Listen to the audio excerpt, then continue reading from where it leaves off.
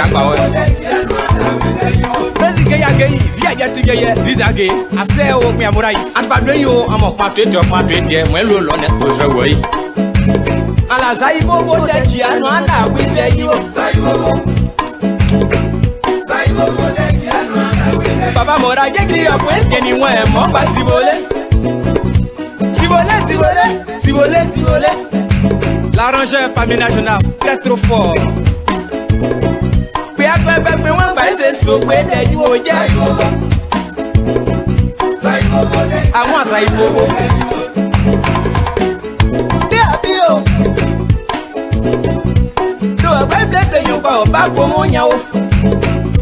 Papa n'y guitare, petit à petit, plateau fait son nid. Kaidaka, Pena Paya Posa Gogo, Mambo Panyago, Apoblo Akaway, Wamposa Yokaway. We are for them one money, upper clay you can. None your see one. What's the matter to your way at me on your own? Emma, that's a token. With this one, where they have it. Go on, yeah, I can't salute. What's the matter to your way at me on your own? Emma, that's a token. Now, with this one, where they have it. Go on, yeah, can't get. Now, conquering your way, and your sound, Fabiane. Let's do what you just grab the one. Say your book on ya. Are you a no? Say, Bobo, that you are not with you over.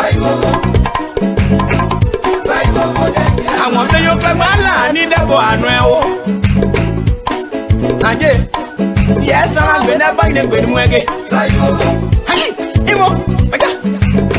am I gay? What I just me, I'm and in the well. Oh, Say, Bobo, that you are not with you. So, like it, I'm going to never boy. Netoni, and Hey, are you? Oh, but just say, oh, yeah, I'm a walking about. Kaidaka, when it goes to work, I go to let you know halfway. I just know. This is what I say. Say, Bobo, yeah. You like do I name one by one name on tell it by Potamu, Tanyada. Planning Papa, Benegasia, Baka on Lage, then Buesi, that BSC, baby. There's no yes, you don't look enough for Anya. There was a bob with a dress, you, Mammo, Belly Bobo, that Giano, and I will say you over. I will. Saibo. If I do a black guy, do it so say. I just want to lay a bat to an apple, you see you okay. Wait, you, Ivo, Saibo. And they didn't go for Banglo, where John B. Banglo. On the Krian, I walk like a bad day, noir. It was the last. Nationally, claim the souffle. Say, Bobo, that Giano, and I will say you over. I'm done it. Where are you? So, away. I know Russell, baby, Russell. South Africa, your fault, your way. And you're for you, won't be and my one. I'm the Pope, and you're don't finish it, I say, oh, Clavodio. Say, back in where we are coming. Say, Bobo, that Giano, and I will say you over. Our people should look in the swallow. Pamuta, the man get daughter, Sico Bala. Pabojo, I say, they post a look. Say, I say, oh, my, you know, get one day, yeah. Your family, you're the Monday now. Everyone, I say, oh, my, I'm a morada. Say about that, Giano, and I will say you. I wish a rule of you, my something you went. Saibo,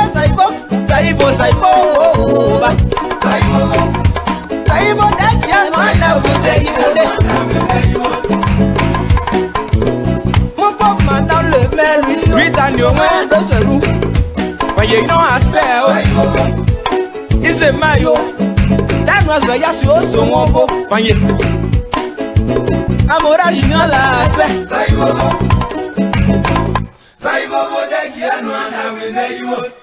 Alors, il a fait un son pour Mobile Production.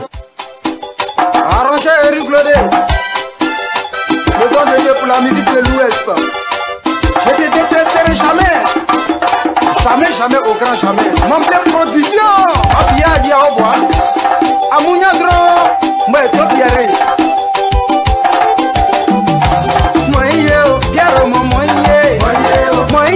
Pierre, moye, a to Pierre di avere, Pierre moye, a Pierre we, nda to Pierre so from skate, a to Pierre di avere, a kosia o, moye, Pierre moye, mosa bosa iko moye, Pierre di mo were, mangoye mo, a Pierre di mo were, mangoye mo, Pierre we,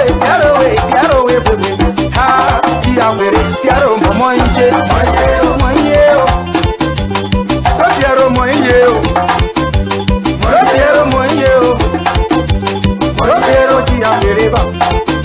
la poche yo ji avere so ino juni emble mo bli amado let's play jamo ne ji bayon ne mo wa ja ji bayon ne ja plebo ne na kan yo po sia bu chena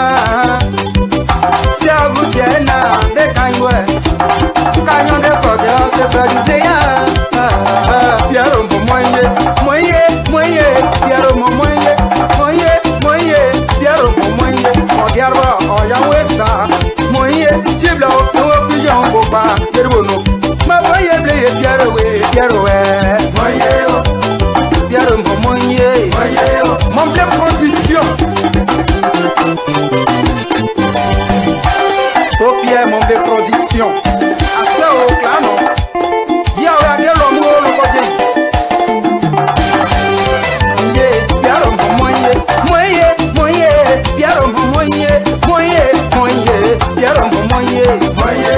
Erico na Pierre moye Achaliko na Pierre moye ato Pierre moye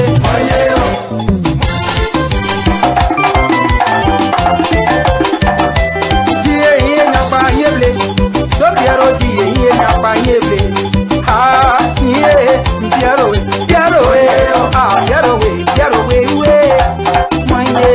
Pierre moye Erico jato Pierre Mare como jato Pierre Erico de como jato Pierre mi amo daka do jale ko ye nyowo pa opa bla ye de nyani ye ble gba kite dia o anade kro aja be atia nyoro gba de ke agudi ye ono homono ne ka double ye so ba somo so ble so danyo paseble asenyo na ye ta esa ye libo sanele e to Pierre jawe ke to Pierre point so we ke to Pierre yuba mo pa kaya no e ka sene la ta ya mo la osiane to Pierre ki agba ile papa ko ya o a to Pierre moye ah nu agba mo e vive ko agba mo e nu agba mo e Pierre we a Pierre nu agba mo e Pierre we a Pierre moye Pierre moye kayo padà we nembo kango ah tideji ah tideji we ah mara tide me o awo moye buba kari de ko ni to wake asa o made aye Pierre moye Pierre moye essence ni abruti ase o mama sale ye Angela Wene e bobo pangla wiye Angela Wene kama bobo pangla wiye Angela jo macha pa ke yo daria jo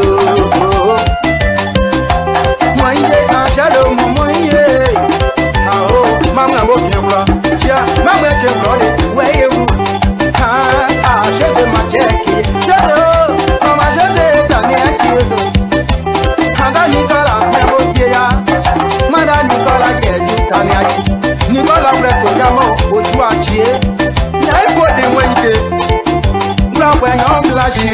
ya ajaro moye piaro moye moye moye moye moye moye moye moye moye piaro moye moye ale moye.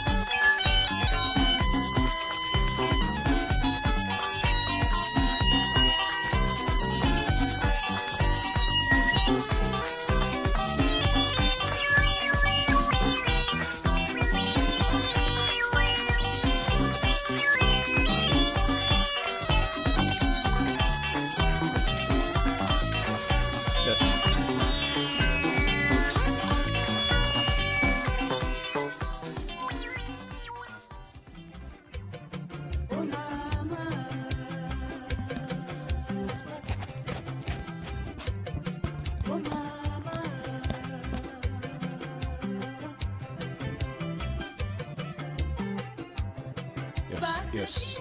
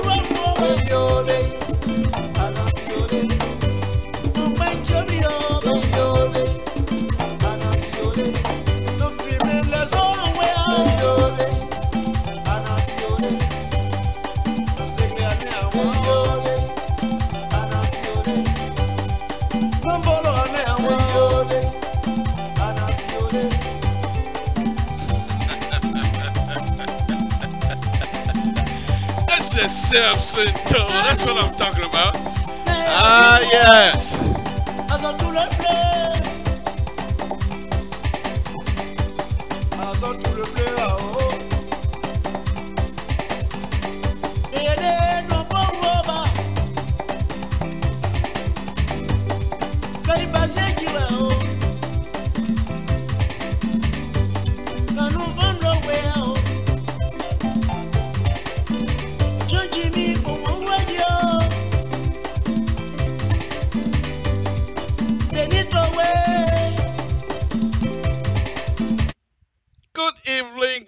Folks, self-centered.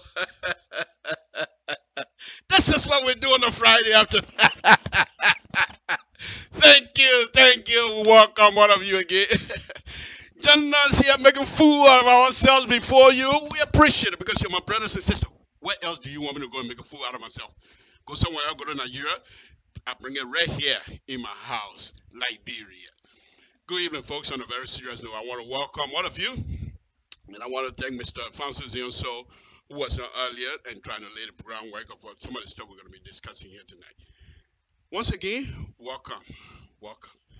If you missed this show again tonight, of course you can get a replay, but I think you would miss something because it's going to be interesting here tonight, where we will be going into some of the things that are affecting our brothers and sisters back home. And we'll give you some historical perspective from my own view. I told you before, I've been involved. In my lifetime, most of the major issues that affect Liberia positively or negatively, I've always witnessed it, except for the war. But the beginning part, what are some of the things that brought the war to that particular point? We were in it. But before I do that, let me just talk safety here, folks. Safety. It's hot. It's getting hot, especially in the East Coast.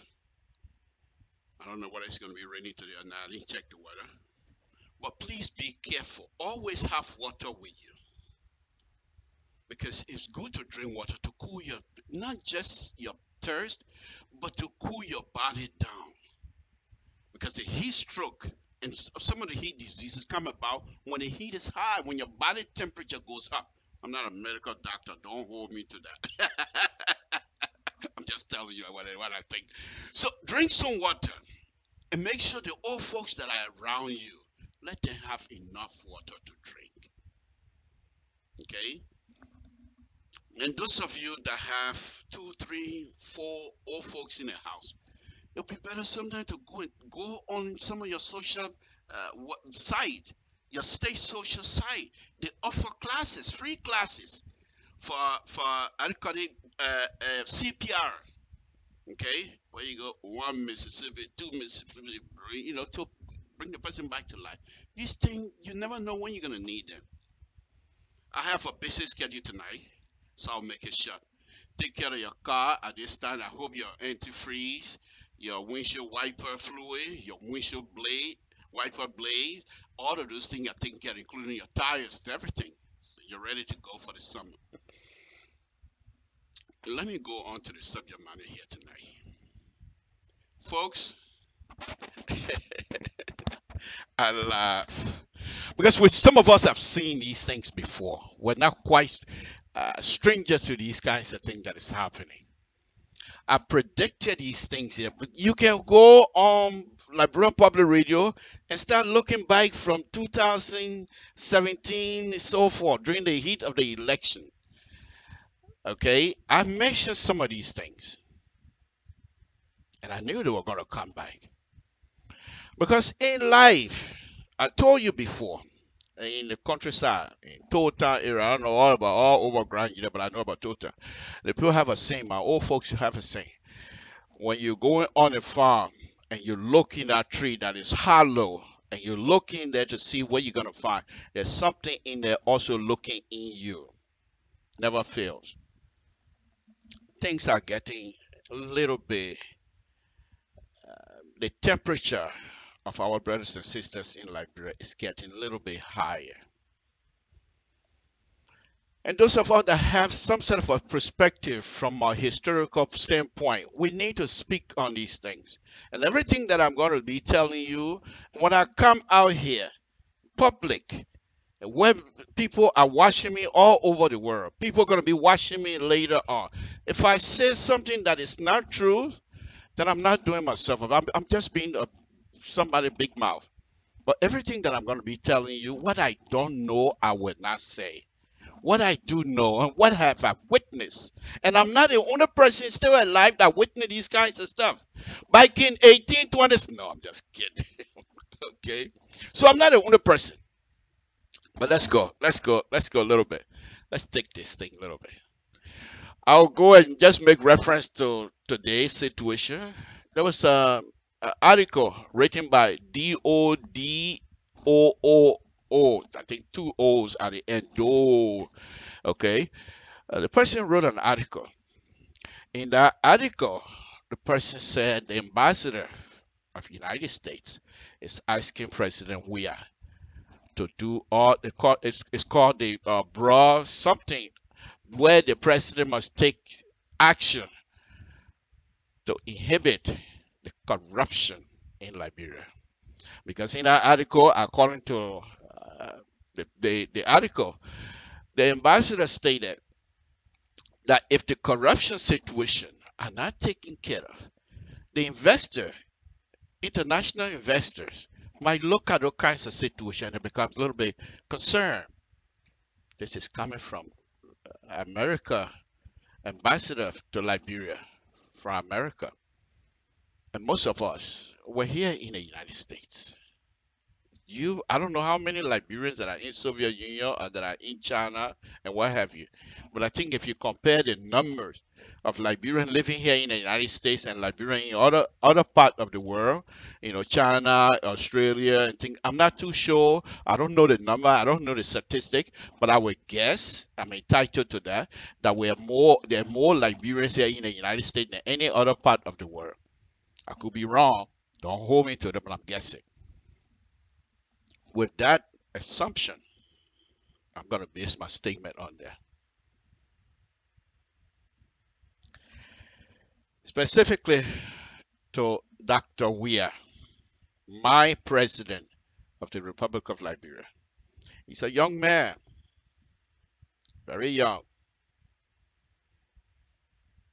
When people that Tieto, Mama Musa, Santos Marias, when they were playing football, we are not around.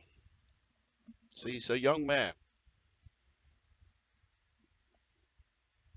He's a president. He's our president. I'm saying it again. I will say it again over and over. If Dr. Weah fails, all of us are to be held responsible, whether you support CDC or not. Because this is what I believe.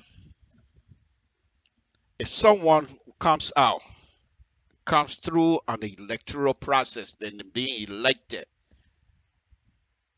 no gunshot, no fire, nothing. It is my duty, whether it was my intent to support this person or not. But I, Samson Tor, must make sure that this person succeeds. Even though he's not my choice. He was never my choice. However, my brothers and sisters has a fit that this man be our leader. Who am I now to say this man shouldn't be? I can criticize, but my criticism must come with it. The criticism must come with responsibility. I shouldn't just say something because I think I need to say it. I must be responsible.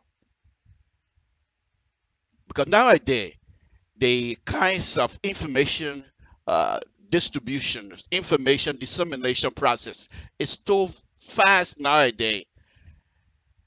Just yesterday, I was listening to NPR. There was an incident in India.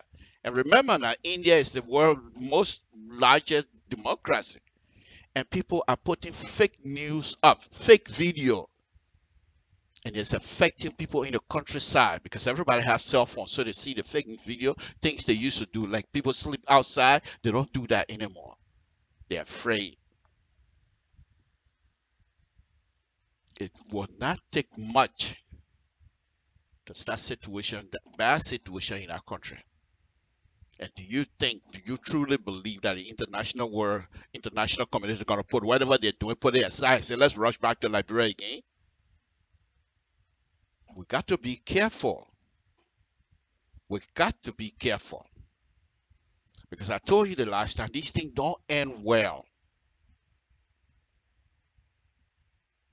Please, let's give our Liberian people the chance to breathe. Please, I'm pleading with all of you here this afternoon. Please. The person said this, that person said this. This is getting out of hand. I'll come back to that. There was another article that I read on front page that Dr. Weah, some sort of a company that was supposed to be doing gold mining or whatever, but he has vetoed the ratification process, that there were certain mistakes that need to be corrected. So he's sending it back for the Senate to look at it and make sure the correction that he's pointing out must be taken care of before bringing it back to his desk. Now, if you read that, I'm just, running all over here. If you read that, you will see some details. How some senators are also members of that company. They have share in it. So if you're a senator and you have a share in that company, what would be your vote? Come on. Look at it. Go on front page Africa and try to read about it. But what I want to discuss here this evening is this, folks. Samson to LIBERIA Public Radio. It's not like I told you the last time. I too like for me to have 200-300 viewers. But I'm not going to take the route because I want people to look at me and listen to me. Therefore, I would be ridiculous. I'm not going to do that. If it's one person watching me, I will continue to say it until we get it. Mr. Soul, Mr. Nathaniel Crypoor, and the LPR staff have given me a time slot. They gave me a schedule. That schedule I have to follow. Whether one person watch me or nobody watch me, I have to keep that schedule. So whether you're here or not, it doesn't matter. I will show it. I will not be ridiculous because I want people to watch me. I'm not going to do that. If for that reason, because I'm not saying something or cussing a thing like that, therefore nobody want to watch me, bye-bye. Thank you very much for your visit. We appreciate it. But if you come in here on Samson Toll Show, Conversation with Samson Toll, and you expect some insult, you're not going to get it here. You can throw it at me, but I'm not going to throw it back at you. That's what I want to say. Serious note. Let me go on. Let me show this other picture. Samson Toll. First of all, let's show this. Okay. Let me show this quickly. I want you to take this as I'm going to be discussing. I want this picture to be etched in your mind. This is Dr. Weir during the campaign. What is he doing? Walking. Where? On some road somewhere in Liberia. Look at the condition of that road. This is the person who wants to be president. Look at the condition of that road. What do you think going to happen to him? Is he walking out and saying, yeah, I want your vote. Give me your vote. No, he's walking, my opinion. He's walking that road saying, if I'm successful, these roads that my people are traveling on like this, I will do what I can to make sure these roads are taken care of. I want you to take that at the back of your mind, that road. And I'm just paraphrasing. I was in there. So you can take it or leave it. It's up to you. Let me throw this other one up here. I want you to look at that picture that I just showed you. Here comes another one. This one I will stay on a little bit. The one on your left, Dr. Weir. The one on your right, Dr. Weir. Folks, let me start my history from this point.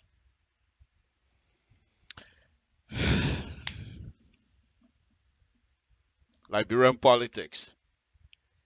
It's never been something that you can just rush into and get out. In Liberian politics, what I do know, what I've experienced, I could be wrong, but you have society people in Liberian politics. You have people who's fathering you, yes sir chief, they don't argue in Liberian politics. You have family members that will tell you the person, I don't want that person around us. They're in Liberian politics. In Liberian politics, you have, yes sir chief, whatever you want us to do, we will do. You have all of those in Liberian politics. These things happen. I understand that.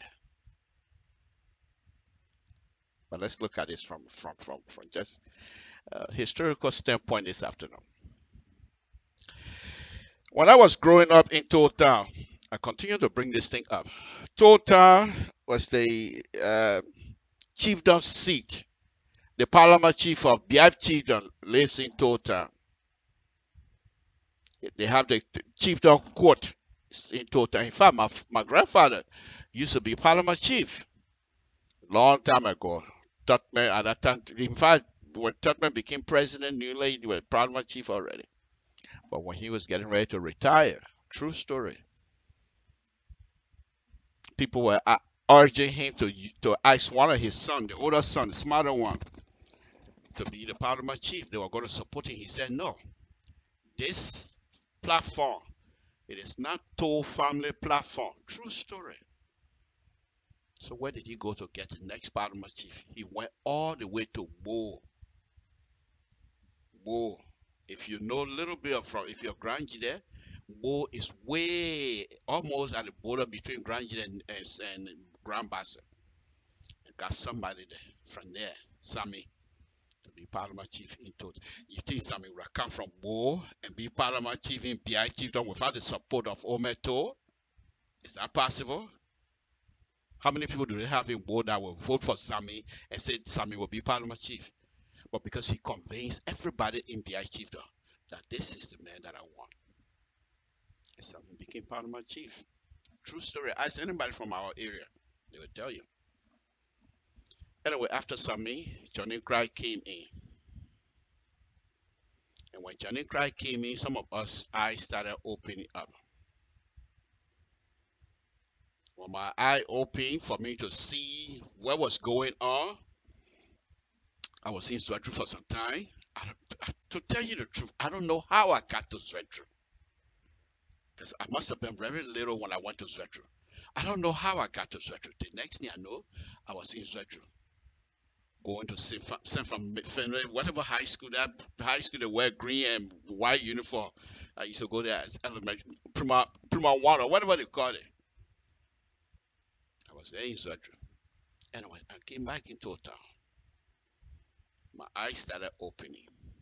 Into town, my town, I started noticing things that was happening. They have what they call horse tax. What people were paying, I believe it was $10 a year. And they bring you to tow town. If you don't have that $10, I said in my town. I'm not saying somebody else's town. And if you're coming from the gate, those days, tow town has a little wide space, open space. And tow town, the rocks of tow town, sentimental rocks. Those are rocks that are sharp and strong. So they make pyramids of the rocks.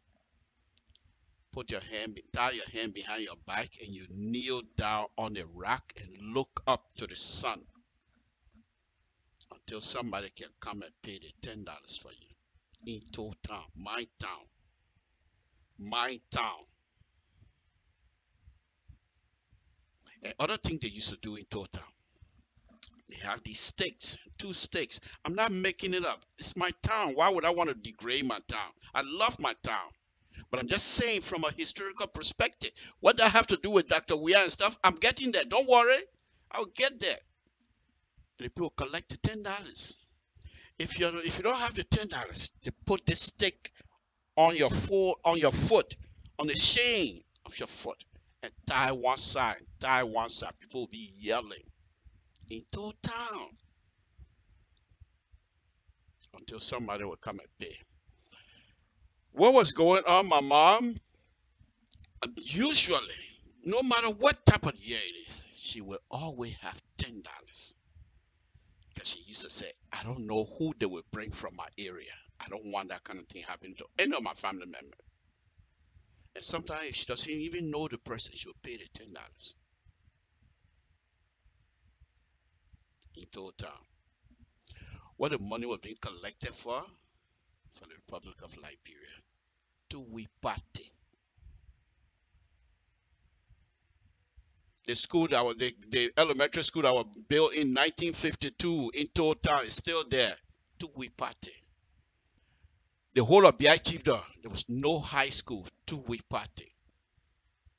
The only high school that I know of, maybe there was other high school in those villages, I don't know about it, but the only high school that I know of was in Zwedru.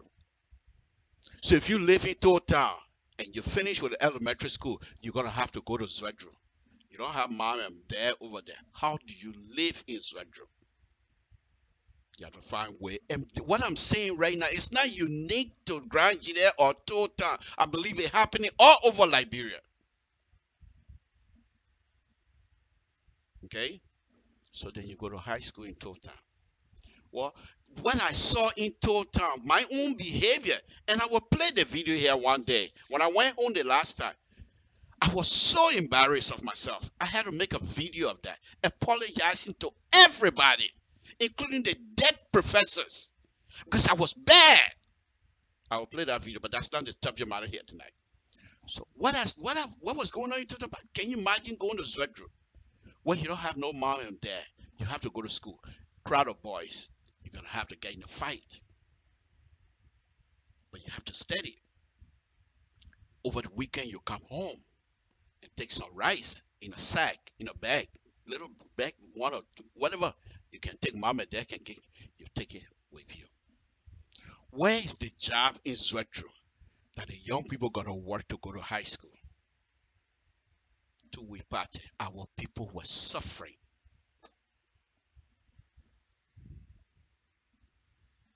And so when I came to Monrovia, with that kind of mindset, what I saw in total, my brother and I, when we came to Monrovia, in fact, my brother joined the army. I came to Monrovia. First, we both came to Monrovia. After some while, he went back home. He joined the army. He came back as an army person. Army personnel. I didn't go in the army. So I was in Monrovia. I forgot all about Total. Everything. I became one of the best dressers in Monrovia as far as I'm concerned. I go to EJ Raw, nightclub, everything. Then I met one Dr. Bertha Baker Ezanko. She used to be Deputy Minister of Education for Planning and Research. She was my mom. I used to stay with her. And then I decided, no, life is not, it's too easy. I want to go out. So I left. But when she saw where I was doing, she brought me to the Ministry of Education to work for her. And when she brought me in, she started showing me things inside conversation about the Republic of Liberia. My eyes started opening up. At first, I resisted it. She used to have Jackson F. Dole will come to the office. True story. I have no reason to lie to you. I have no reason. Why am I saying all of these things? I'm going to get to it. Because if we don't understand where we're coming from, we're going to repeat these mistakes. Two-way party. What were they doing in Liberia? All of those house taxes that people were collecting, $10 for house in each town. Where were the money going? We have the highway that starts from Monrovia, stop to Total. Where was the money going? Thought me, if you go and look at some of the video, he said he spent $1 million to build an executive mansion. And he said the Americans were complaining. Of course. You don't have high school in some of these towns, districts. You're going to give it an executive mansion. $1 million those days. Can you imagine? Now, who was occupying the executive mansion? Who were those that were working at the executive mansion? How many people from Total were working at the executive mansion? I think 2 people from Total were working at the executive mansion at the time. One of them was a driver who was my cousin. He's dead now. And another one is also my cousin. He used to take picture.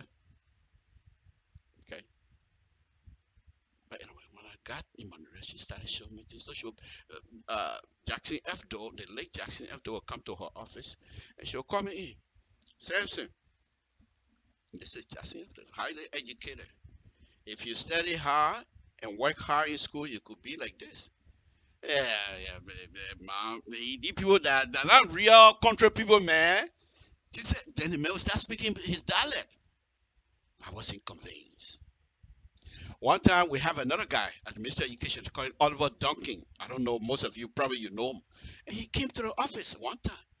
He said, every time when I come here, the old man's telling you something about education. It looked like she really wants you to learn. I want you to study. If you don't, I'm going to kick you out of this place. It became very serious. I was not quite convinced. God could have it, one afternoon, I came from school because I was a kid there. I came from school.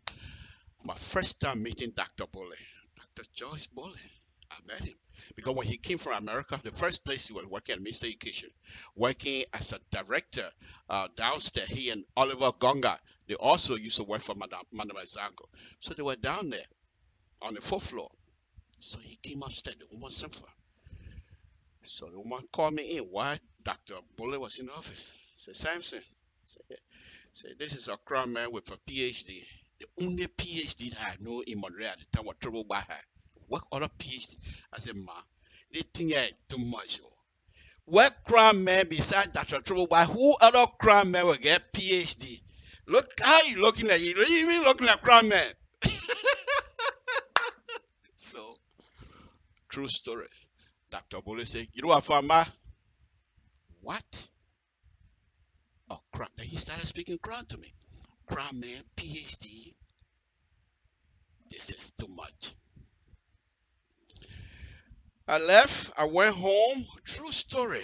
All of my friends that we used to go to club together, I told them, I'm not going clubbing anymore. Drinking, I would drink, but only on occasion. I'm going to take this thing serious. So when Dr. Example found how serious I was, when the people having a court session at the Supreme Court, she would send me. Said, they have a Suzuki court date today. Go over there and watch. I'll go and watch.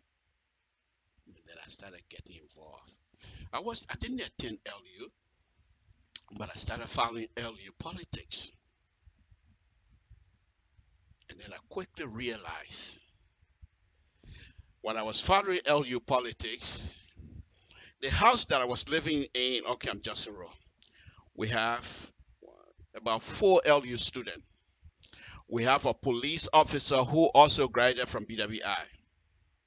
So the group that was in the house, if I wanted, one of the ladies here in Sacramento, I'm not going to call her name, but she also graduated from BWI. So most of the people that were in the house, except for me, were all high school graduate or college student. I was the only one I was still learning. So Sunday afternoon or Sunday morning, they turn the radio on, we listen to what was going on in Monrovia. So I quickly realized this LU students, the LU business, is not necessarily to learn. I started thinking to myself, serious thing, that University of Liberia is being utilized by certain group within our society to achieve their aim. That was back in 1978, 76, 78, because 78 I was living on Camp Johnson Road. 78, 79. Okay. I was on Camp Johnson Road when we had the rice riot. I was on Camp Johnson Road. But anyway, so I went to work. She had this one book. It was written by somebody from Uganda. I think it was the Secretary of State for Idi Amin, but he got kicked out, and he wrote this book about Idi Amin. She gave me the book to read. I started reading it. It's been a long time. I don't remember the title, but anyways, it's a very gruesome book. What Idi Amin used to do to people. I started reading. There was an incident in Monrovia where Dr. Sawyer wanted to be a mayor of the city of Monrovia. I think he went against one other guy called Choo Horton. And you know what Dr. Sawyer name used to be called for an LU student? Broom, because he was there to sweep in Monrovia. Then when the rice riot happened, they arrested some people. Before they had some people who were supposed to go to court. Another interesting man I want to point out here, Chessing, who was killed during the April 13 people that they killed at the beach. Chessing, you know what Chessing knew used to be before he became Justice Minister? Perry Mason of the Republic of Liberia. But he was always on the side of the progressive. In fact, when the progressive was going to court, it was Chessing who was supposed to represent them. Perry Mason of the Republic of Liberia. Folks, these things they're raising their hair again. We got to watch. Those of us that have the political or whatever historical perspective, we know when these things start coming up, we can feel it, we can see it. The coup happened. I'm not going to tell you detail about the coup because I do have some detail, but I'm not going to tell you that. That's not the point here. But the coup happened. And guess who were invited into the coup to be the leader? Progressive. Progressive. Liberal, I'll call them. There's some people call them socialists, whatever, but I call them progressive. These are people highly educated. Why were they not able to control the situation in Liberia, to make sure the prosperity that they've been preaching about will come to pass. I still believe in them. I've not given up on them, but I'm just asking this question. LU, University of Liberia, has never been a place for, as far as I'm concerned, for true learning. University of Liberia, when Doe came in, Doe were also Dr. Doe. Am I making it up? You see where I'm going with this? I will lead you through. When he became Dr. Doe, people referred to him as Dr. Doe. So there was issue, okay, with the LU student. They started demonstrating. What happened? The army and the police went in there trying to quiet the riot, or whatever it was. According to the story, people got killed. LU, Liberia. Do you remember Ezekiel Bajwo? LU student. Became famous because of his protest. You remember Common Weezer? Became famous in LU politics. And I can go on to name names. People who were famous because of their involvement into LU politics. And not only do they do LU politics, but they take it out and bring it into the government and challenge the government. We're happening again. These things are not strange to us. They are not strange to us. I'm telling you all of these things this afternoon so you will understand. When the LU student and the people, you said this is nothing new. But here's what's happening. I made a comment earlier and I will say it again. I truly believe that there are certain segments of our society that like to utilize the LU, the University of Liberia, students to agitate. And if you're a government official, and if you're not patient, you fall into that. You tell me you kill students and all over the world. Oh, the government kills students. They're not even going to say what happened. Because it's a student. A student is supposed to be somebody who's learning. Why would you have them killed? Or why would you even hurt them? A student is supposed to be somebody who's learning. They're still innocent. But our people don't understand it.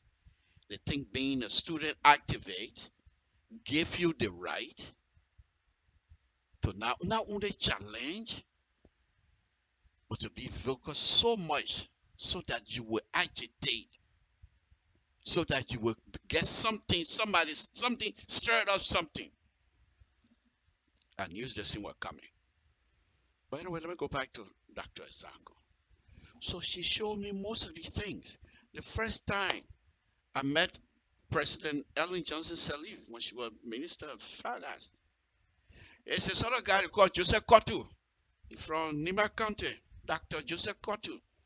When him and Theophilus Fonlon at some point and the rest of the people were supposed to come to America for study, I, Samson took their papers to the Minister of Finance to get the check. I did. I'm not making it up. I went there, took the papers, people signed it, I brought it back. Because not only I was a kid there, but I also they call him office boy at that time anyway. But with my own office boy job, my mom loved me. She said, go to school. You come and take paper here and there. But those people get their scholarship through Dr. Zango. And I, Samson, took those papers to the Minister of Finance to sign and do whatever they have to do. Sadly, though, when they came here, one of them died. I think forgetting the person that died. But that's how far I'm taking you this afternoon. Okay? So let's get back. So Dr. Zanko was able to help me out to see what was happening in the country, to see if I, Samson Tor, want to do anything for myself, I have to understand what was happening in my country. Let's go back to the coup. And then when the coup happened, I'm not going to go into detail about the coup. Of course, I have lots of information I can give you, but I'm not going to do that. Okay? So when the coup happened, as I said, the progressive was supposed to work with Dr. Doe. What happened? Most of the progressive and Dr. Doe fall out. Why? Have you even thought of that? Why? What was the reason? I know the reason because I heard, but I'm not going to go into that. And so those that were outside of the door inner circle now decided to go back to the classroom. They started telling the young people, these are things that you need to know. These are your rights as a citizen of this country, which was good. But were they thinking that these young people, as young, if you know when you were young, how many times do you hear something and then you know Liberians, when we get involved into something, you know how we don't get in half, we get in wholesale. And so people got involved. And by the time 1985 election came around, you got people like Ziki Bajibo was involved heavily. By that time, Communist Wisa was already out. So those are the new generation of LU politics. And it's continued to do that. We're here again. We're here again. The situation that is happening right now with Martin Colley, a very smart young man who we all love. He's a very intellectual person. If you hear him talking, you think he already got 4 or 5 PhD already. But they're involved. LU student, LU camper has never been a place where you go as a student, get your degree, and get out. Most of the people, political science, they think they have, and they do, but they don't realize that they are students. A student, you're not an employee of the government Republic of Liberia. You are students. The government provides the avenue for you to learn. But we take that because we know how to talk and we know what to do, and therefore we get involved.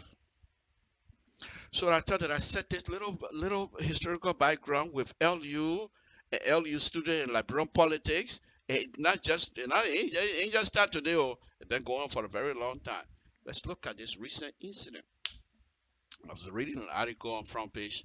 What really brought me to this position this afternoon, where Mayor of Monrovia, Liberia, asking Martin Colley to apologize to Sue. Is he a member of Sue?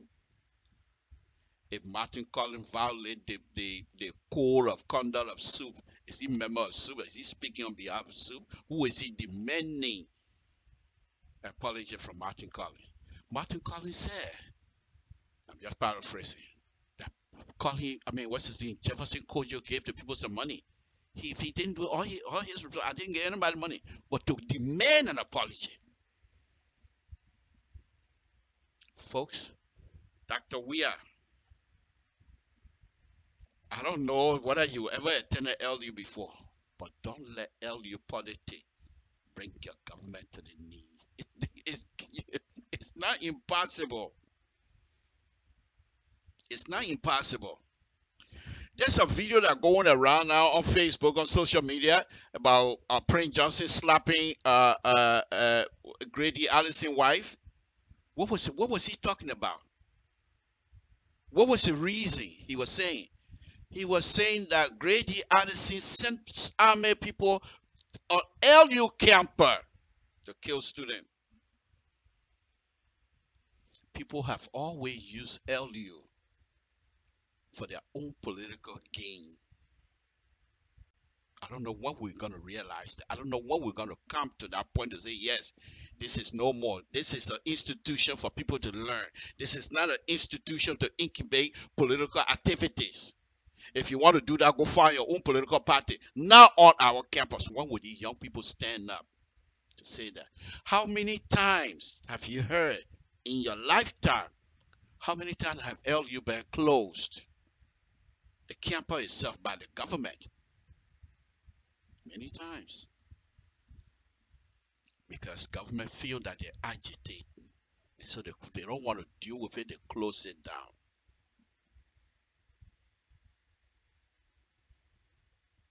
Yeah, Jefferson Culture, who was appointed by Dr. Weir to be mayor of Monrovia. Why is he getting himself with soup argument? Soup said they suspended this young man. So are you saying if the man must apologize? What would be your ground? What is your reason? Apologize to you because he said you gave the people money, or apologize to Soup because he said Soup took money? What is your point? You're dragging LU politics into Dr. Weir government. I'm just saying it again this afternoon. We have watched this. We're seeing this. We're seeing this. Just stop it. Most of you, the time that I'm talking about when Dr. Sawyer was trying to be mayor, most of you are not even born. Just stop it. It's not going to serve all well. Let's pay attention to development. Let's pay attention to each other, how we can help each other to develop our country. If you love Liberia, just take your LU politics on one side. I knew it was coming. Sometimes when I think of myself, I think I'm supposed to be like some sort of a guru sitting down and reading crystal ball. Some time ago, I made a comment that the LU politics during the election, that the LU style politics is taking root into this election, and that's exactly what was happening. Jefferson Kojo from LU. CDC youth leader, and on Dr. Joseph Walker's side, we have former LU guru Keseli, okay, Anthony Keseli, who was then, I think Joseph Walker, somebody but top in his circle, inner circle, also from LU. So sooner or later, the LU politics was going to be involved. But here's the thing that I know about LU politics. It don't end well. People always getting hurt. Sometimes people get killed. And here's what the LU students need to understand. Any government, it is the right of the government to protect the citizen. It is the right of the government to protect the property of the people in that society. And they should allow you to run all over this place. You want demonstration, you ask for permission, they give you permission. Give a clear demarcation where you're going to be demonstrating. Are you going from here to there? And you can even ask the police to guard you, because not everybody's going to support your position. And I'm not too sure how this one happened, but you can't just get up and say you're going to demonstrate. It's your right. You can do that, but you must follow proper channel. But basically, what I'm asking this afternoon, my brothers and sisters, to Dr. Weir and his people. I told you guys before, all of you guys are Crowder boys. This one is going to be a rough ride. Because not many Crowder boys are ready to compromise on something else. Oh, you think you can do better because I'm here, so you want to challenge me? Bring it on. That's how Crown of Boys would do. But this is not. This is way, way bigger than all of you guys combined. This is Republic of Liberia. Dr. Weir, you have struggled so long, so much for this country. When I mean struggle, I don't mean you go hungry and things like that. But when you are playing in Europe, when you are all over this place, Liberia was always on your mind. Why do I say that? Because I've seen you travel. I've read travel back to Liberia, back to Europe, back to Liberia. There's a video going around on YouTube that anybody, you can do research and you'll see. I'm not making it up. This young man started with loan. The first thing people say, oh, he just became president. He broke a house down. He want to build another one. The second thing, oh, where you going to get a loan? And then to make things worse, and like I said, these are all false error. All false error that Dr. Weir and his people continue to make. Why would you not declare access? What do you have to hide? I don't believe you have anything to hide. It's not like when you declare asset, that means you give in to people who criticize you. You're just setting precedent. You're just following the rules. And when you do that, everybody else will follow. This is one of the reason why today we have people like Honorable Prince Johnson, who we call honorable, because he's a senator from Nimba County. During the TRC, what Madam Sally told us, if you want to know what my participation level was during the war, wait until you read my book. And so when everybody said, oh, okay, if she can't go and talk, I'm not talking either. What do we get? Nothing. This is what we do to ourselves. This is what we do to ourselves. And what is bad now is that most Liberians, the young Liberians, are sophisticated. They're not your total Sansinto. These kids will challenge you on a dime because they can read. And everything in Liberia, most of the things are on the books. So they can come and throw the code of conduct at you and challenge you from that perspective. Why would the government and the people that are in it, what was your reason? What exactly was your reason that you didn't want to declare asset? Are you saying that if you declare asset, you give in to the critics? Or the critics, that type of criticism is beneath you? How are you going to lead? If you're not ready to put yourself above everything else. Dr. Weir, it's not late yet. Look at the next door neighbor, the president. He declared asset. He said, I want to set an example. And these are the same people that when you all go to ECOWAS meeting, all of you will sit down and laugh together. But what are they saying about you?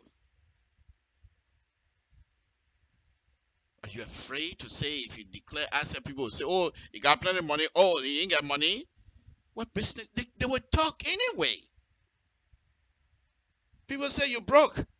That anybody business? Whether you broke or not? How many times Sansinto now gave you donut before in his life to tell you say you broke? So what if he tells you that? But you follow the rule. And then you have people, all of the people that are working for you would do it. It's the president doing it, we're all going to do it. But because of this asset declaration stuff, other people are using it, capitalizing on it. What I consider false error. Because nobody, for you, they shouldn't be. The first day you declare, I got 2 cents. So even if you say I got $5 million, you're going to say, let's see the paper that show that. You name the houses you have in Monrovia. I don't believe that you will get money. Then Liberia must be racial for you to just come here and start building houses and think that Liberia have money. But it's not the case. Why would you even allow these people to use these kinds of process to try to set aside what you're trying to do, to put you in on the defense. Now the American embassy, they're making comment. And before this comment and thing, most of the embassy officials most likely must have cleared that type of statement with the head of the State Department. To say these are the kind of speeches that I'm going to be giving. Okay, it's okay. Go ahead. So the speech the woman made is not just it's not on the ground. People gonna hold you to those kinds of stuff. For what reason? You're afraid for people to say, whether you broke or you rich? What difference does it make? But you're giving people the opportunity to talk bad, to talk things about you. And here is your city mayor. Let me show this other one. The city mayor, and this is, of course, this is in Douala, not Douala, but some other place. I think it's in I call it Victown, but this is not unique to Victown. This is most likely happening in Monrovia itself too. Mayor. Yeah, yeah. It's a big mess in Clarktown. Because this is not just They're not let the traffic do things. All doing something. Why is he not paying attention to the traffic condition? Why is he not paying attention to this problem in Monrovia? Why is he getting involved in LD politics? That's what I think. No. The people say you pay somebody to do it.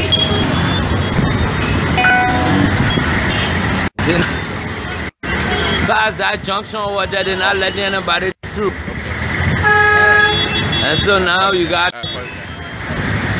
mass confusion in the circle of confusion. Alright, okay.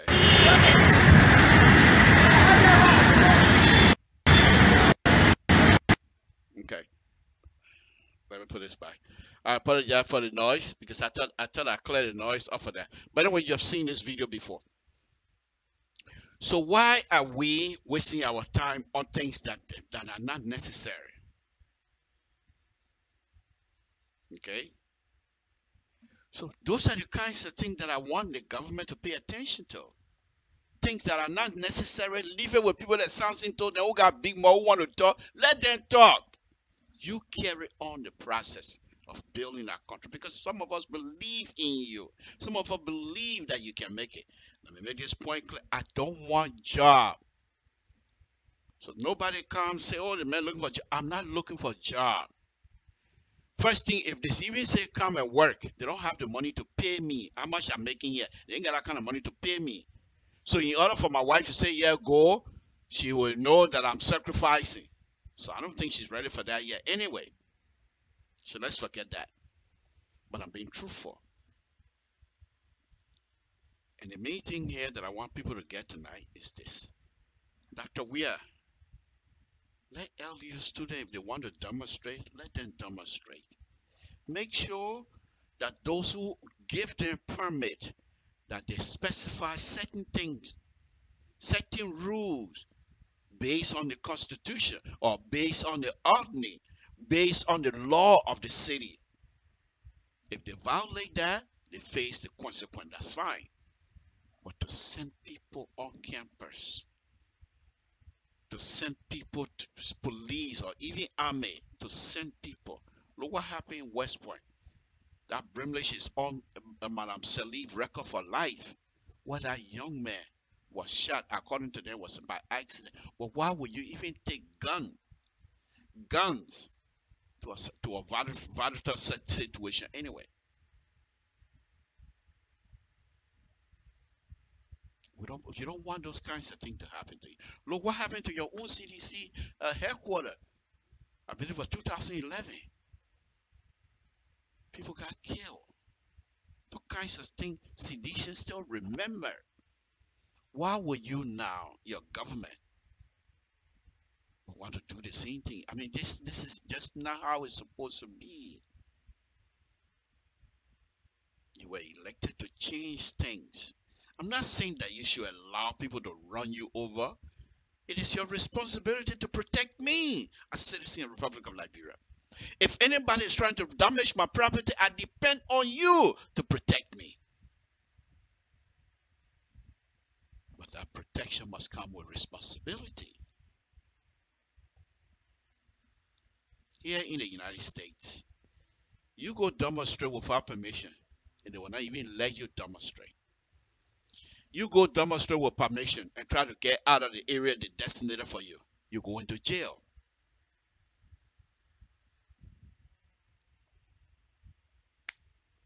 These are all emotional things. But the main thing I want to point out here this evening again is that LU is not I don't call it neutral ground when it comes to politics in the Republic of Liberia and the government of the Republic of Liberia. These things have been happening. But my concern is that there are certain people, and I'm saying it again, I truly believe that there are certain members of our society that love to use the LU student for their own selfish political gain. And that's ridiculous. One last point I want to make before I go to commercial is this. Again, there's a huge parliament in Liberia. I think maybe from my own Crown tribe. I don't know, but it said a big person can't be on the tapping tree and the tapping knife get lost. If you're not from Crown, you're not understanding. But if you're from the Crown tribe, you understand what you know. I just spoke Crown, right? I don't even speak that English, that Crown. Okay. But anyway, the point here is this. We have former government officials in Liberia. We have people, Dr. Sawyer, Dr. Tipute. I don't care what you think about those people. Dr. Famule, Dr. Dan, and all of the Samuel Jackson, Imaya Boy, and all of the churches, the head of churches. Your children are starting again. You're sitting down there. The young people are starting again. You're sitting down. Eating quick to snowball. Because the young people that perhaps might be in the street, they got relatives. Anything happen to them, they're going to affect their relatives. You're the old people in the place there, the church group, the Muslim church group, all of us, the big people, the old people, you're sitting down. Nobody's saying anything. If you're saying it, we're not hearing it. But Liberia is not a country of black and white. We all know each other. But we're all going to say that the government business. Now when things ready, there's another story that I want to tell you quickly before I finish the statement. My dad used to tell me a story about a guy. They call him Peslo. But anyway, this guy, he was married. So somebody went and took his wife. And because the thing say he has a mental problem, so when he go complain, man, get my wife, he didn't want to get my wife. So he started complaining. And it got so bad, he started complaining to goat, cow.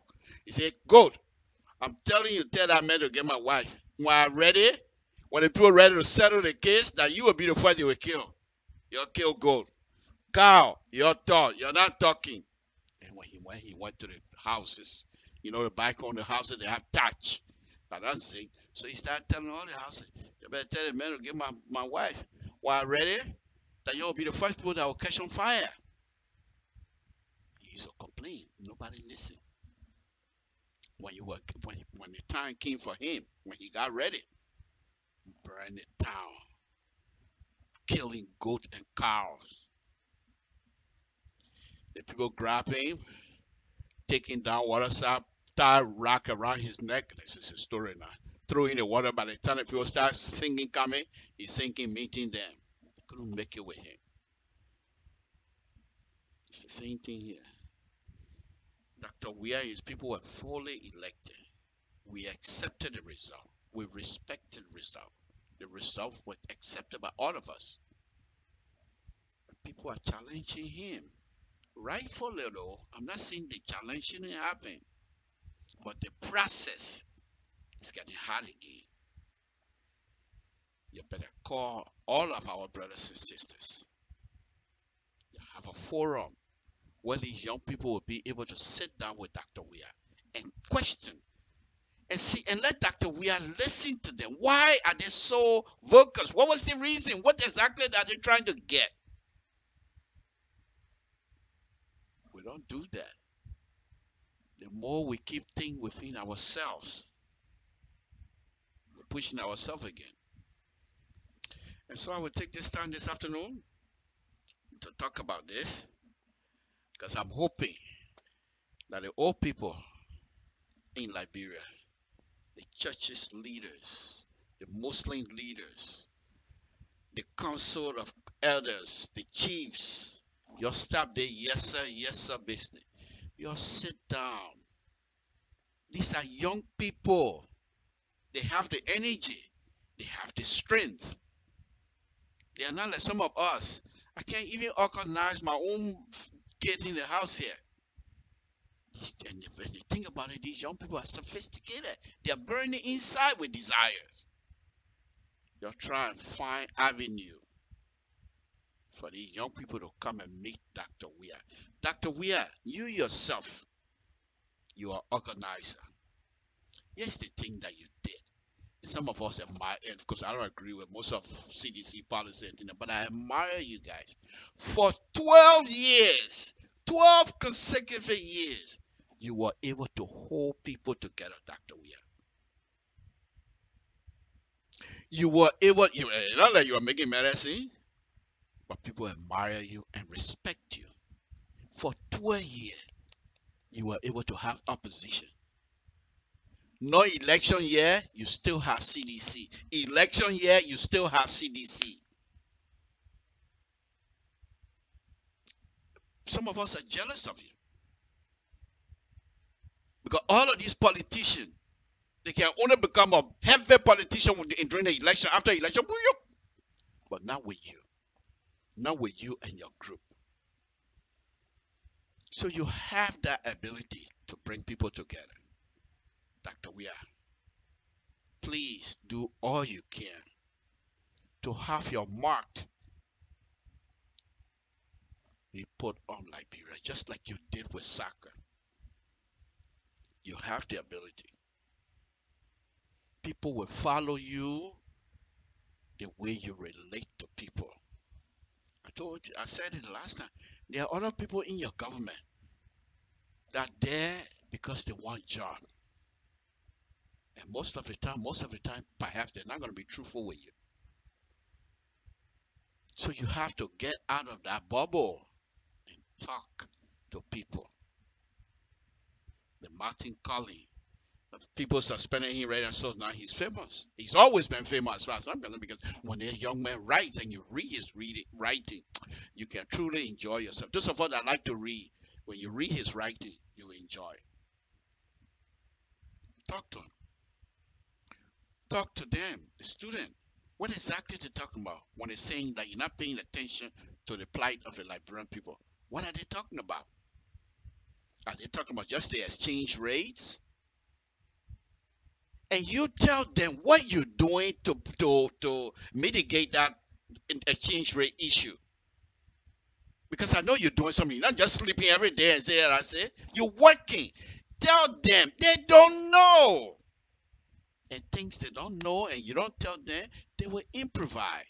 They will substitute your ideas that you're supposed to be explaining to them. They will substitute and bring their own. Dr. Weir, you've only been in office not even 1 year yet, old man. We love you. So do all you can. It's not just because you're president. These things, they start like this, they don't end well. Some of us have seen. And when time comes tomorrow, God forbid, oh, we used to talk to Dr. Weir, but you are not listening to us. But I might say I put my hair on, I talk, I tire. The young men don't listen to people. You play football. This football is pretty much was your life for a very long time. You got Mama Musa here. Good writer, highly educated. Get in touch with him. He doesn't like some of the things that is going on. So I'm not too sure if you're going to consider him opposition, but he's not in support in most of the things because he has written some stuff about other people. Getting involved. Not so much to work with him. Approach him from the football perspective, and then you guys can get into politics. He's heavily involved into politics. Get some of these people that are above you a little bit, get them involved. Folks, this is Samson too. Let me take a commercial break here, and I will be back at the other end so that I can wrap these things up. That's Liberia issue. We can't finish the topic tonight, but no, on a very serious. These things are they're deep, and people have to understand that these things are deeper than just one or two people. Samson to Liberian Operator. Let me go on.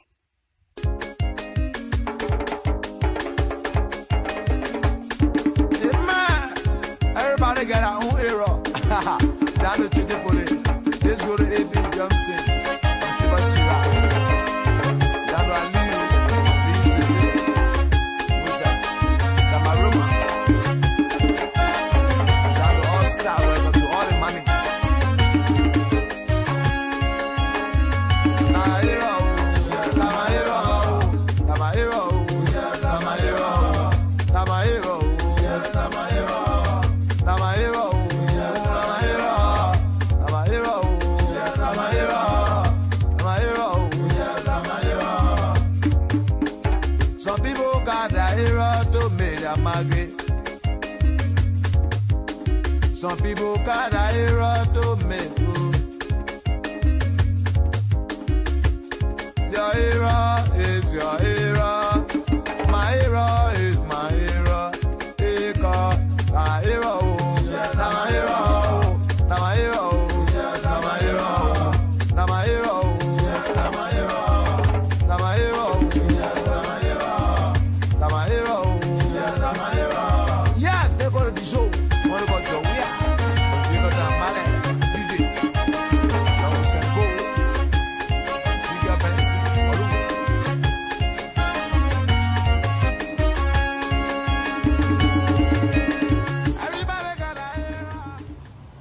Hello everybody, my name is Chef Africanus Nathan of Nathan Catering Service.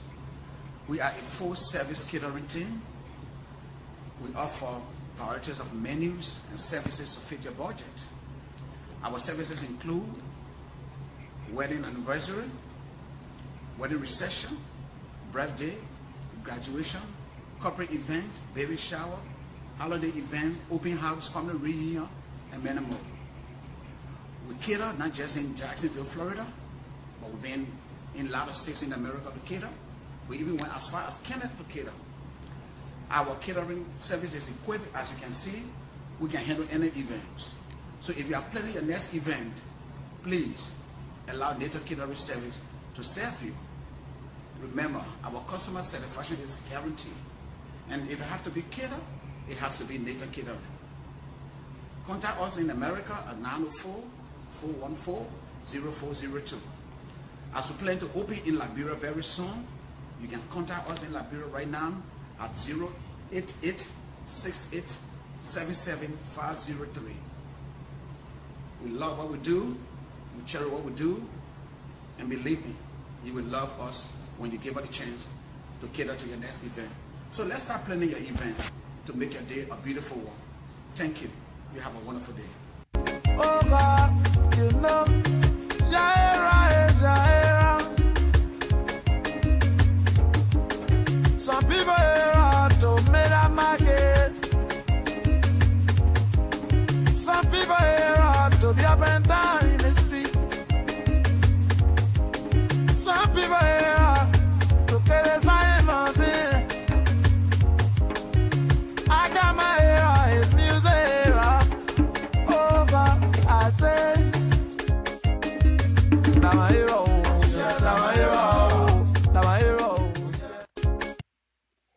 All right, folks. Sam Sinto, LIBERIA Radio. So let's go on. One last video, then I'll open a line for people to give me a call if you, that is if you care to. I'm not telling you what to say and what not to say. It's up to you. Say what you want to say. What you want to say about me, that's fine. I know who I am, so I'm not worried about it. The next video I'm going to be showing you, quite recently, there was an accident that happened on Kakata Monreal Highway. I'm an engineer, roadway engineer. Okay, I design road, and I'm also a construction person, so I know much about those. I don't know much about politics, but I know much about this here. So, but anyway, the video I'm going to be showing you, at least that's some of the things you need to know. A road that is built clean, shiny, doesn't necessarily make it safe. As an engineer, when you build something, the first thing you look for are people who are going to be reviewing your project. The first thing they look for is safety. Because anybody can build a road and put a car on it, but it's the road built based on safety. And I told you guys before, the road, Morea Kakata or Morea Ganta Highway, was built back in what, 1950 something? The alignment, those days, what was the speed of some of the car? Higher speed, maybe 60, 65 miles an hour. Nowadays, the cars they have, what is the speed they have? Some can go as high as 125. And if you're going to fix or rehabilitate the road, you try to bring it to standard. You don't necessarily have to bring it to 2018 standard, but you can bring it to a certain level that will be acceptable. But don't just take the same alignment, put it back, pave it, and say this good. The same curve Atomic Bolan died on, that curve is still there, has not been improved. However, the car you have, the speed, is not the same when Atomic Bolan got killed. That's the point that I'm making. Let's look at this and I'll tell you a little bit more about the road. I'll be talking while the video is going. What I want you to pay attention to this video here is the driver, the hood of the car. Pay attention to the hood of the car with relationship to the yellow line, because the hood of the car, the center of the hood of the car is supposed to be the center of the row of the 12-foot lane. But if that yellow line start coming to the center of the car, then you know the left tire have already crossed that center line. You're in other lane that is not yours. Let's pay attention to this. Okay, here we go. Watch this. He's going uphill. Here comes the other car. Okay.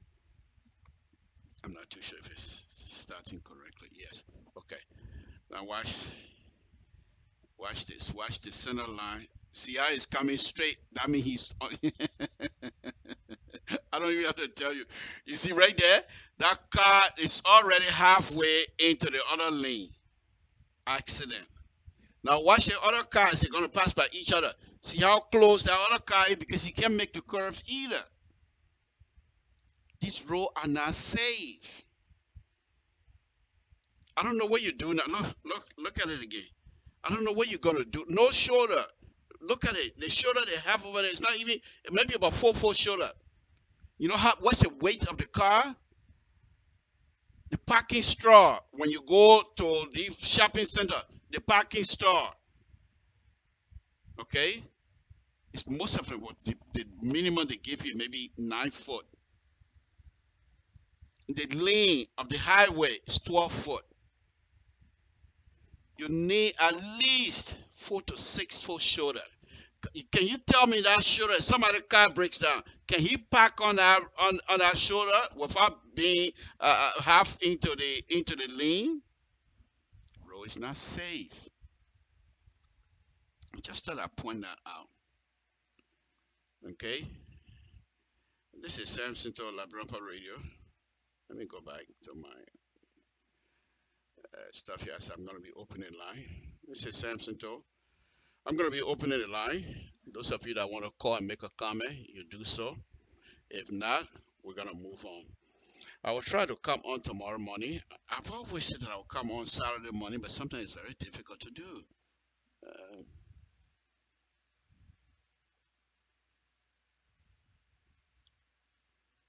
Wait a minute. Okay. All right, folks, I'm going to open the line now. Give me a call, 916-533-2048.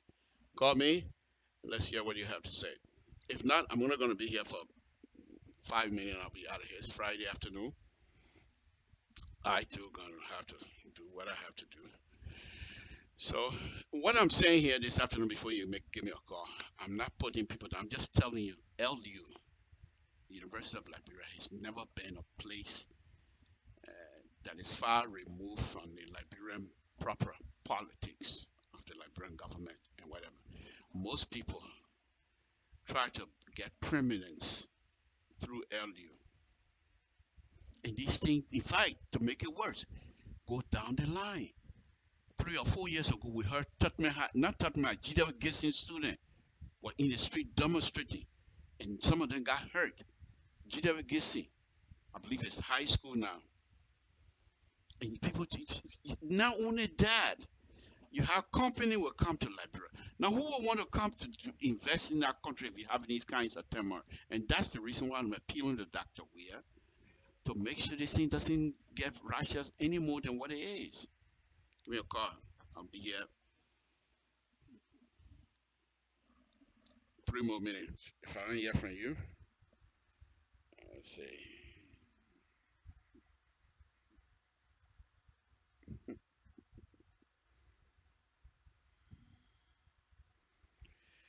Yeah. Anyway, thank you again for all your comments. And I want to reply to this one comment. And the reason I do that, just I don't even know if it's necessary, but just to ease the person's mind a little bit, let me just do that. Somebody wrote here that I'm looking for work, just like Eugene Falcon. Eugene, I don't know what the condition. How you see when you make that kind of statement, you make me laugh. I'm looking for work, just like Eugene Falcon. What do you know about Eugene Falcon? How do you know how he got his work? What were some of the circumstances involved in getting his job? Who were those that were involved in getting his job? Who were those that he talked to in getting his job? You see where I'm going with this question? And you're just going to conclude like that. You're killing yourself because you're not quite ready to engage anybody. No, but on a very serious note, let me just let me just tell you this. I'm not looking for a job, my brother. I was in Liberia recently when things was hard about job. If I want a job, I think I know 1 or 2 people over there that I can talk to. But for you to say I'm looking for a job, just like you back on, you're killing me because right now you kill yourself. But anyway, I thought that was funny. But anyway, no, I'm not looking for a job, my brother.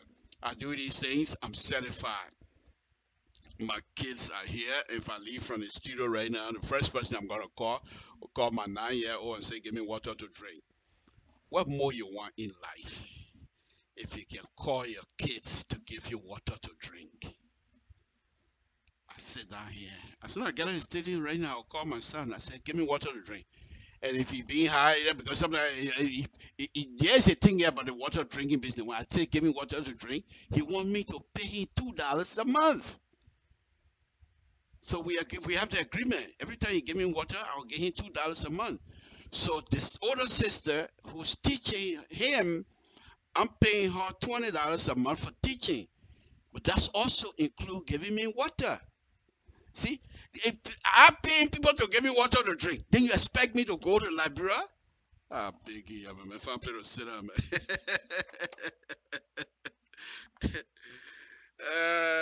Sam Sinto, Labrador Public Radio. What's your name and what's on your mind, sir, ma'am? Oh yeah, Mr. Paul, this is Christopher Tobasi calling. Hold on, Mr. Tubasi. Are you there? Yeah. Okay.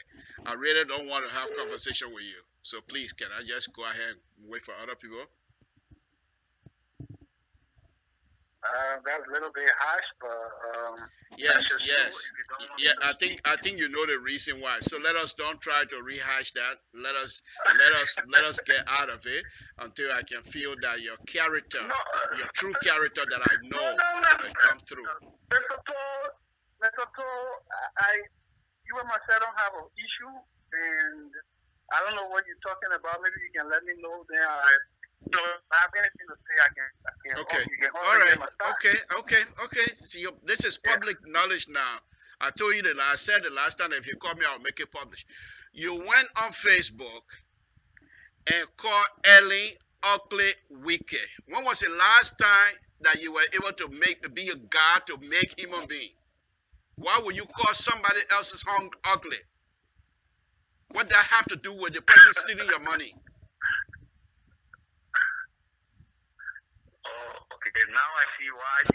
Yeah, because first of all, she's a woman. Okay. That's the first thing. She's a woman. She's our sister. She's our mom. She's our wife. She's a woman. So why will you cause? I'm not saying that you're wrong to say she took your money. And I'm not talking about. But to call somebody ugly, that's not decent, and that does not match your character. Because I know you're also a decent person. Why would you insult a woman to say the woman ugly? Okay. Mr. Toll, even though I understand where you're coming from, you know, but for people to look at President Weah and describing the way they have been describing and insulting UP party, not just anybody, people who are respected in the UP party, for them to look at President Weah and describing and insulting, and even somebody went as far as talking about his manhood. Mr. Toll, that man has family, he has children, he has a wife, he has other people that care about him. The UP party seems to be pushing the man, including the ANC people. Can I interrupt? Can you imagine that? Can I interrupt, And Mr. Tubasi? You know what, Mr. Tubasi, may I interrupt, please? Yes, okay. Once again, I understand your position, and you have the right to defend. Like I said, everybody, those of you that love this man, it pains you for somebody to insult him. But if you have the opportunity to talk to Dr. Weah, I bet he will tell you, don't insult anybody, not on my account. So I'm saying, because somebody else has put himself in a position that they become, for me, unredeemable, why will you allow your decent character to be dragged in the mud? Can you not express yourself defending President Dr. Weah without insulting anybody, Christopher? Is that what you want me to believe? That you do not have the capability to doing that? No, Mr. Toll will never. But there's something in politics called attack dog. There's some people in politics, they are attack dog of President Weah. They are the mouthpiece of President Weah. And when people come and attack the main character of this man, we tell President Weah that don't say nothing. Don't speak to them. Don't even get mad. Don't get angry. But we, as a political attack dogs, will go after these people to tell them that you do not violate this president. People of Liberia, the act of threatening the president's life, the act of threatening the president's family, and threatening the people of Liberia, that they were assassinate the president, they were impeach the president. All these things that they are saying, in fact, these guys are crossed the line to say that they were assassinate the man. Okay. But just because they disagree with the man. All right. You know, and I want to say to Madam Sally, Christopher. That's my message to Madam Sally, Mr. Toll. My message to Madam Sally is, am I wrong for saying that Madam Sally is, it's factual that she's very ugly. She's an ugly old witch. No. Okay. Bye, Christopher, thank you. I'm sorry to interrupt, but I'll cut it off. I can't take that. That's not something that I would do. I try to get the young man to understand. If you know who Christopher is, you'll be surprised. You'll be surprised. He's a family man. And for him to let himself be dragged into these kinds of stuff, they're surprising to me as well. And I'm not going to let him to, I'm trying for him to see that you don't have to insult somebody. You don't have to stoop to their level in order for you to express yourself. He has the ability to do that. But then you're going to deviate from that and get in the gutter with them. That's not on my show. Christopher, you're a decent person. I know that. But I'm not going to allow you to come on my show and do that. So please, let's find something else, somebody else. Thank you, Chris. Samson to LIBERIA Public Radio. What's your name and where you're calling from? And what's on your mind? Can you hear me? I guess. Yeah, I'm hearing you. Okay. What's your name and where you're calling from and what's on your mind? Yeah, I said my name is Sylvester and I call from Pennsylvania. Okay. What's on your mind, sir? Okay, thank you for giving me the opportunity to partake on your show tonight. But before I come to speak to issues that maybe you were outlining in your program, let me just speak to what the caller that you just called up was saying. You see, that's the problem we are faced with in Liberia, and we continue to face the problem since maybe 1980, 40, I know around that time up to today. You just came online and you even making to understand that what he was saying or what he has said in the past was not something that you can say to maybe a female or sitting president or a former president. And now he's saying that people are there insulting George Weah, but he just still doing the same thing. So it kind of confused me. I don't know how better he think he is as compared to people who he claims are insulting the president. Okay. But that's the problem there too. So that's who is Liberia. But let me go to let me speak to some of the issues that you just outlined in your presentation. I was able to I was still in Liberia. So I've enrolled in the University of Liberia. The institution itself is a very nice institution. They have put out a whole lot of good people that are serving the country, even serving the world a lot. But as we speak, there is a whole lot of challenges when it comes to, making the school a very better university as compared to other universities around the world. And people who are in charge of political parties, I mean, let's just student politics on the university campus. There is a whole lot, even in within the institution, that needs to be recognized. But they are not really paying attention to the challenges like the sitting capacity, the science, laboratory. There's a whole lot of challenges that the university is faced with. You have to clear your own terrain first before you extend, your advocacy for other people. Like when I say other people, maybe then you try to talk about the government. But if you went to university campus today, there's a whole lot of challenges there. And those guys are not seeing it. Those are things that they need to be going after. But like you were just saying, I think the whole ideology, the whole thing behind, student politics on campus is just to, pull other people through selfish ends. And they are not really examples. The political parties on the campus, they are not examples. They got other parties that have stayed into power for since I know how many years. They stay there. Are they good examples? No. But you want the government of Liberia, to live according to what you are advocating for. You are not just good examples. That's one point you are making. And I want to speak to that too. Thank you. All right. So my second point is Mr. Weir, Dr. Weir, the president. I think it's not too late, but if he can listen to many people, including you, he will be a very, remarkable and a president that will be remembered, not even in Nigeria, but around the world. Because he has had the opportunity to sit and watch things that have been going, even in past leadership, and coming down to the recent one, the president he just succeeded on Madam Salih.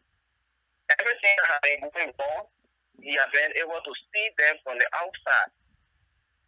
So that means he has a better chance, the opportunity to go and even improve those things. Like in no time, you have to get people who are trustworthy, people who will start thinking like you, who will put the country first. But things we see in the first 6 months, it kind of far from what he has been speaking around the place during campaign time. And it continues to happen. There is no control. There is nothing you can really see in recent time that will not reflect to what past government have been doing. And you just outline a whole lot. I was just sitting here listening to you. So those are mistakes that we continue to make. And up to today, the president has not even formed his government. It's incomplete. So, I mean, it's a serious problem, Okay. But thank you for giving me the opportunity to respond to things. Thank you. Okay, folks, Samson told LIBERIA Public Radio. Basically, this is what we try to do here on LIBERIA Public Radio. Try to give some information that we have. And basically, what I'm trying to say is that I am supposed to be an advisor to the president. Far from it. If he called me to be an advisor, they will kick Dr. Weir myself back to Town in 2 days. Because I will advise him. You know what, Dr. Weir? This is the kind of advice that I will get Dr. Weir. You know what, Dr. Weir? Today, it's time to swallow all the fufu in town. Let me take my boss call. Samson Toll, go ahead, boss. What's on your mind? Good evening, Samson Toll. How are you? Welcome. That's Alfonso Zionso, who is a LPR chief himself. Go ahead. Yeah. Look, thank you for the program, and I was just up online to just coming out, which of course you are aware of. Look, there are serious things in the country, and unfortunately, and all here that sets all apart from all of these other networks because we are on an obligation to keep the community, to keep our people informed of things that that are happening. And it's saddening that we Liberians we don't keep track of history, and we quick to forget. What is happening in Liberia right now as it relates to the students is not a good thing. And there's a need that the government of Liberia, under the leadership of Dr. Williams, address this issue. I don't think Alassane Ouattara will even allow himself when the universities of Ivory Coast university students have an issue to say he's going for any honoring program, whatever it might be, to leave his country. All right? This is very, very, very much significant. I don't know how serious people are taking this to be. 1984, August 22nd, that was one of the first time the university students encountered with the government, all right, when Dr. Sawyer, when they were trying to get him. And we all know the repercussions, what happens at the time, all right? Since the lead government, okay, coming down to Samuel Kanyendo. Before Kanyendo was in authority, it was after 4 years when he began, when the issues started coming up with he and the university students. So, Ellen Johnson Salif, another 4 years probably before things start happening. What am I getting to here? This young democracy that we've had now in the country that is barely 6 months old now, having this sort of issue here That's very unusual. That's something national government should pay some attention to when you are a country that working towards development, building infrastructure, building national consensus with foreign government. This is not something that you want. And these were some of the things that we were speaking about when the elections, the end of the election. And people seem not to listen to it. Now the bear that it made of, that's the bear other people are trying to sleep on right now. Wearing these military attires, the CC, the Unity Party, this party and that party, calling themselves militant and all of that. It was a dangerous precedent that these people were setting for to know that they were going to be in the governing stage. And when you are in the governing stage, from opposition to government, being opposition is different. To being a governing stage is a different thing. Now you are in the governing stage. See what is happening right now. As we by talking with some sources inside Liberia and messages that they are sending here, it is tense. It is tense. The University of Liberia is being heavily barricaded. The national police, all right, the police has the authority to do that. But that how our country, is that how the country is going to be going? Is that the culture? What is it not? What is really going on? Who are those that are involved? Like you started with this discussion, the freedom, how you call it, the economic freedom fighter. In Liberia, these are people that carry that are dressed like a what sort of economic policies are they going to put forward with those sort of dress code and following their history, trading their marks and where they are coming from? We are hearing that some of these people, there are some Liberians among these people that they are come to some of these trained countries for a lot of these militants, ideologies and way of doing things. This is a serious concern, and I think the president of the Republic of Liberia is something that he needs to address. It's not a matter of caving into the university student union, but to get to the bottom of the line and listen to people. You know, fire cannot put off fire. All right. When you see some of the images, some of the pictures that I'm receiving, I'm quite sure you'll be getting and I showed them this afternoon. People got wounded seriously of what happens today. We don't know how long it's going to take. So okay. I'm just calling in here. It is important that our Liberian people and national government do everything possible they can to address this situation before it goes out for further escalation. Okay. All right. Thank you. Thank you, so thank you very much. Okay, folks. Give me a call. Somebody was calling earlier. So I can only take one call at a time. So give me a call. That's President William. Give me a call. You can see what calling. Okay, I'm only gonna take one or two more calls, and I'll be out of here. I'm just waiting for President William call, and I'll be out of here. Again, folks, I will do my best to come in tomorrow. To Samson to Liberian Public Radio. What's your name and where you're calling from? What's on your mind? Hello? How are you doing, sir? Yeah, good evening. What's your name and where you're calling from? What's on your mind? Yes, I'm George Dimmy. I'm calling from Pennsylvania. Thank you. I'm calling to... Your phone is not doing your service. You know, it's failing in.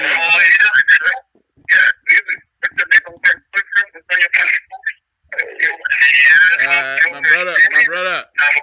Hello? Yeah, the phone is not working well. Okay, fix your phone, my brother. Fix your phone. Okay. All right. Yeah. Can you hear me? Hello? Yeah, much better. But you got to lower your background. There's some noise in the background there. Hello? Yeah, much better. Okay, go ahead.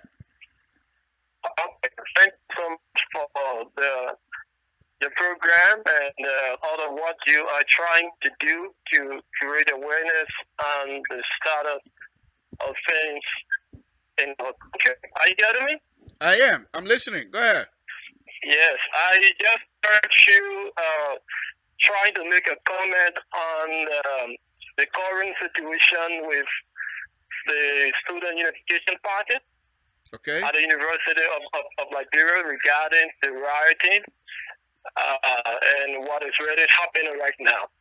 Yeah. I want to allude the last quarter for the corruption just raised that it should be taken serious because there is no other situation in our country that should not be given attention, especially after coming from the civil crisis that is still very much recent to us in terms of the post-traumatic disorder that we are all experiencing right now.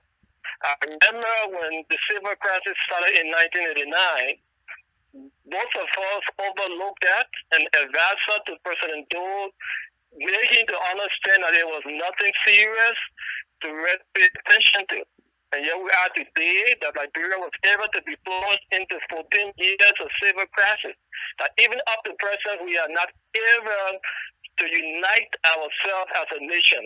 The country is still divided against tribal, political, and social barriers, which is still a concern for most of us Liberians. Upon George President was elected in recent times by popular demand from most of the Liberians we should respect, loving as our president. We are all here to work with him to support him. But we want to encourage him to please pay attention to the sensitive nature of what is happening in Liberia right now. The students are concerned, even if they are wrong. I think there should be a committee set up to meet them, to listen to their grievances and see how this issue can be resolved. In particular, Liberia are very much disturbing. And for some of us who are concerned for the unity of the nation, we are very so much concerned about that. So it is good that you are creating awareness right now and talking to Liberians across the nation. I really want you to come out of us and talk to the president so that some form of attention can be given to what is happening in Liberia right now. It's just my little input. I don't know how to even put it, but I'm very disturbed just by seeing those different images this evening. I'm very, very disturbed. Thank you. Thank you, my brother. Again, folks, Samson told Liberian Port Radio. Like I said, these are not something that are very little. These are emotional issues affecting every one of us. I have no other means to contact the president except to talk through this Facebook, and I'm hoping that he'll be watching and listening. We'll just, like I said, only through dialogue that these things will be resolved. You have images, perhaps they were just a joke, but if you're in those positions, if you are working for the government, you don't have much of a privacy, let's put it that way. For Eugene Nakwe and the finance minister to have fingers on their mouth as though they're telling Liberians to shut up. People are running away with those things, those pictures. Perhaps they were talking to the cameraman, whatever, but people take those things and turn it into some. Why even give yourself, put yourself in that type of position? What people will interpret. This is not, we're not helping ourselves. We're not helping ourselves. If we want certain decency in our country, we'll do so. Mr. Oguia, I know you're still watching. If you're listening, give me a call. I don't know if you want to participate in this because I only have 2 more minutes and I'll be out of here. Samson told Liberian Pub Radio.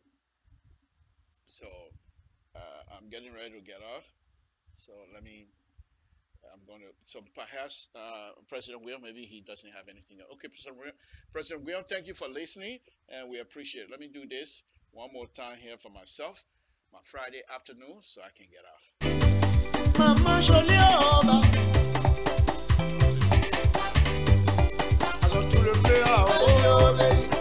Sabaji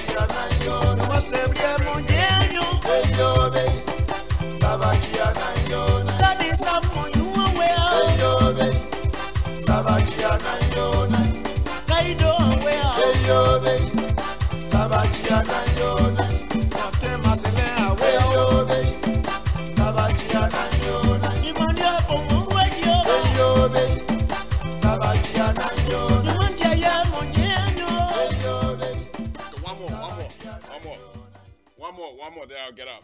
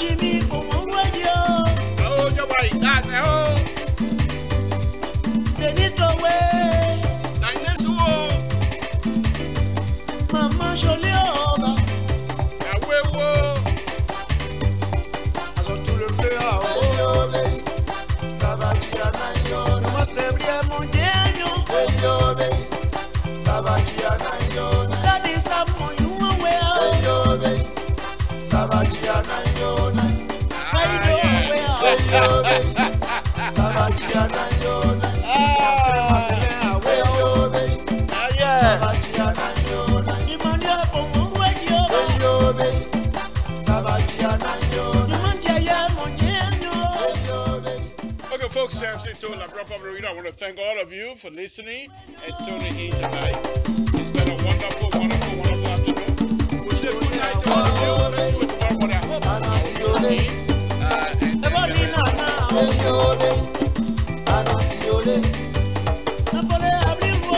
Good night, folks.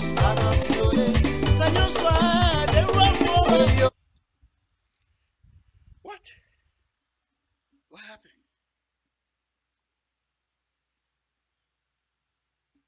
What happened?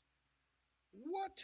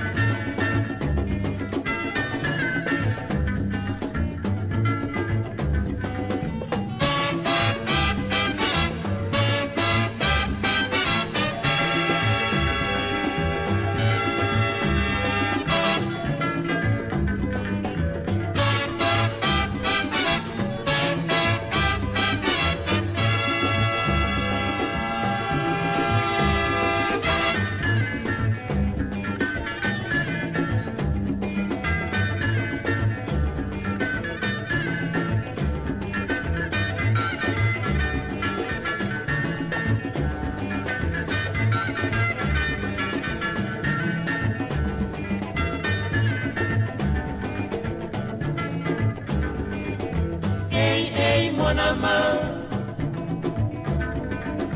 Hey, mon amant. Hey, mon amant. Ateito.